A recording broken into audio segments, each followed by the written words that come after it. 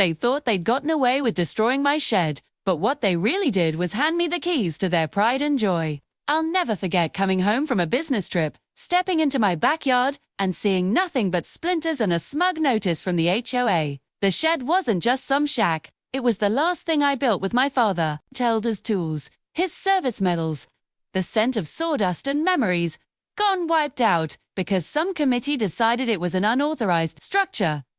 When I confronted the HOA president, a woman who practically breathed condescension, she actually had the nerve to laugh in my face. "We did you a favor," she smirked. "We improved your property value."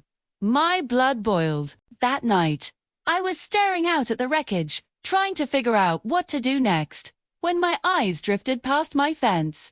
There it was, the massive sparkling community pool, the centerpiece of their perfect little kingdom, always buzzing with families.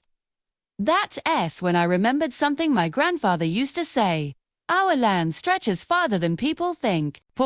It was a long shot, but I spent the next few days buried in dusty county records and old property deeds.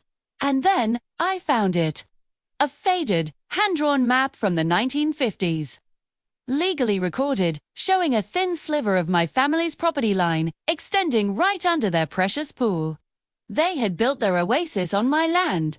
The paperwork was surprisingly easy to file. A few weeks later, on the hottest Saturday in July, I walked right up to the pool entrance, a legal officer by my side. I locked the gates, slapped private property, nitrogen monoxide trespassing signs on every fence post, and watched the chaos unfold. Kids were being yanked out of the water, parents were screaming, and the HOA president was turning beat tread, yelling that I couldn't do this, that the deed, the law, and the officer all said I could. It took them less than a month to crawl back. They cut me a check for $15,000, 3 times what the shed was worth, begging me to let them reopen the pool. They even offered to lease the land back from me.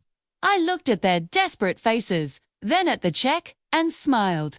I cashed it, then had the pool drained completely dry. The next week, I had it filled with gravel and parked my work trailers on top of it. Some people say revenge is about making them pay. I disagree. True revenge is making them watch as you take away the one thing they treasure most. And there's absolutely nothing they can do about it. Thanks for listening to my story. If you enjoyed it, make sure to hit that like button and subscribe for more. I'll see you in the next one.